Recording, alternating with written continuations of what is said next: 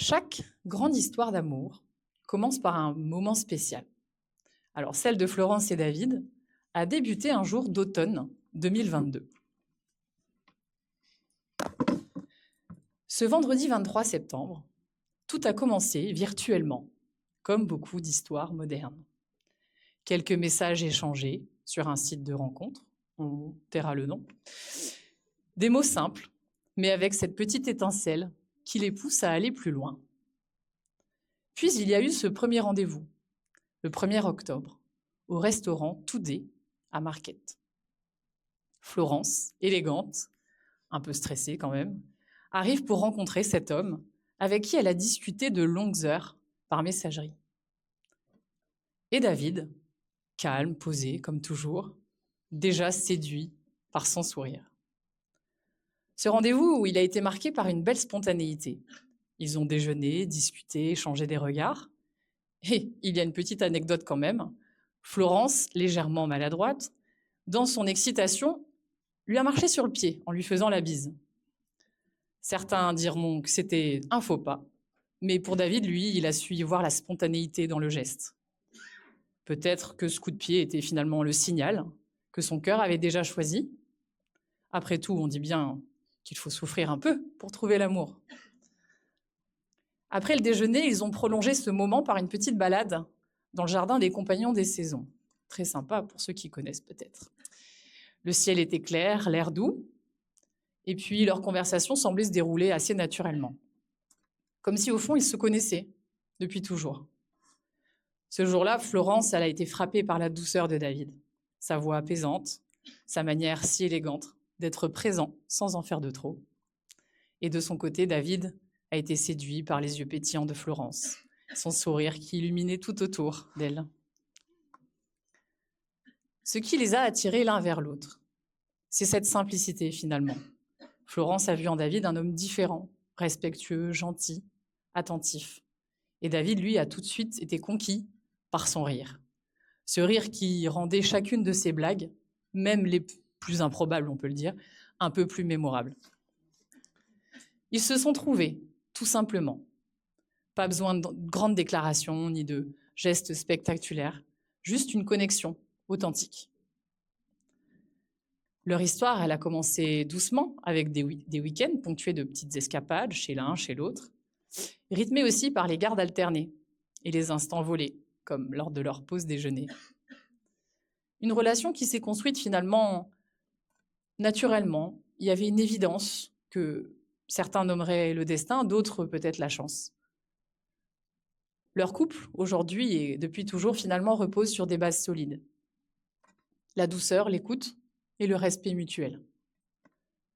Florence admire la bienveillance de David, son altruisme, cet homme toujours attentif aux autres, aux besoins des autres, avant les siens, bien souvent.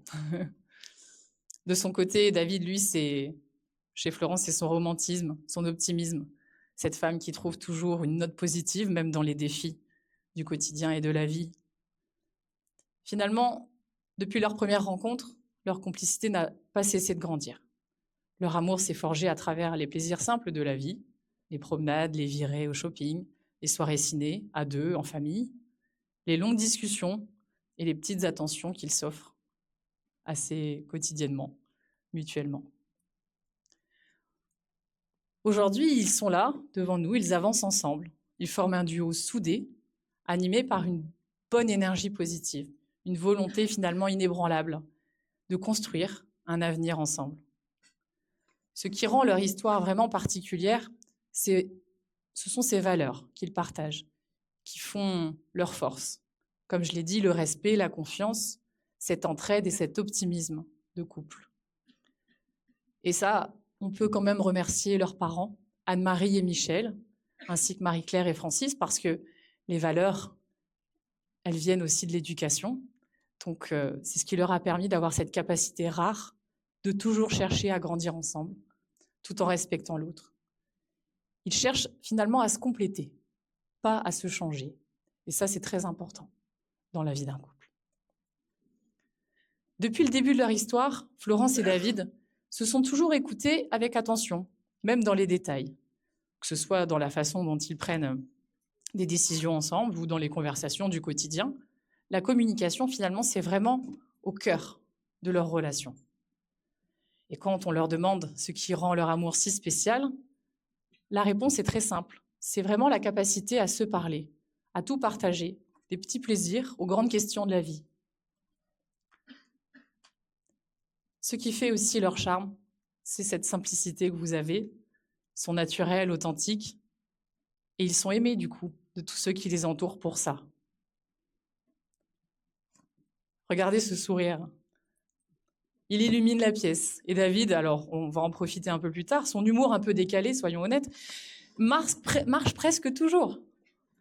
Surtout avec Florence, en tout cas, ça c'est sûr. Tu acquiesces ? Ah ouais. Une autre force de Florence et David, c'est, comme je l'ai dit, leur respect mutuel pour leur passion, les différences de l'autre. Florence admire la minutie, les passions de David, que ce soit dans son métier ou lorsqu'il joue du piano ou de la guitare. Et David, lui, adore la joie de vivre, l'énergie débordante de Florence, quand elle danse ou quand elle organise des fêtes. Ça, c'est... On va voir ce soir, je pense que vous allez pouvoir profiter de cette énergie. Ils trouvent ensemble cet équilibre harmonieux entre sérieux, légèreté, entre moments à deux, et puis avec vous, amis, famille. Finalement, pour eux, l'amour, ça ne se vit pas en vase clos. L'objectif, c'est vraiment de s'épanouir et de se nourrir des relations avec les personnes qui leur sont chères. C'est pour ça que vous êtes là. Parmi ces relations, il y a quand même une petite tribu derrière qui se dessine et qui occupe une place particulièrement spéciale. Agathe, Maëlys, Hugo et Martin, leurs enfants. Pour eux, l'histoire s'est tissée un peu plus au fil du temps, d'abord avec les filles, si vous vous souvenez, mesdemoiselles, par une belle journée d'été, marquée par des éclats de rire, une complicité finalement évidente, on le voit encore, là, aujourd'hui. Puis avec les fils de David, lors d'une rencontre chaleureuse, quelques jours avant les fêtes de Noël.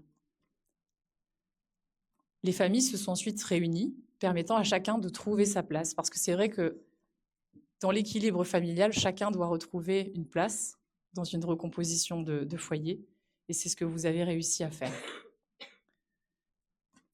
L'idée de vivre ensemble, qu'est-ce qui vous a poussé un jour à vivre ensemble ? Là, Virginie et Pascal, vous avez été un petit déclencheur. Ils sont venus visiter votre nouvelle maison. Et comme eux, en fait, comme vous, ils avaient cette envie de bâtir un quotidien ensemble, de partager chaque jour le quotidien côte à côte, dans un lieu qui leur ressemble, où ils se sentent bien, ils peuvent accueillir leurs amis, leurs familles, leurs enfants.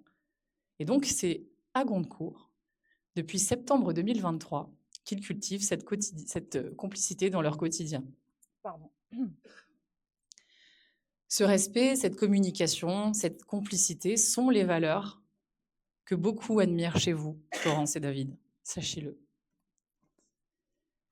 Alors on parle de vous, je parle de vous, mais maintenant j'aimerais donner la parole à certaines personnes qui vous connaissent bien évidemment mieux que moi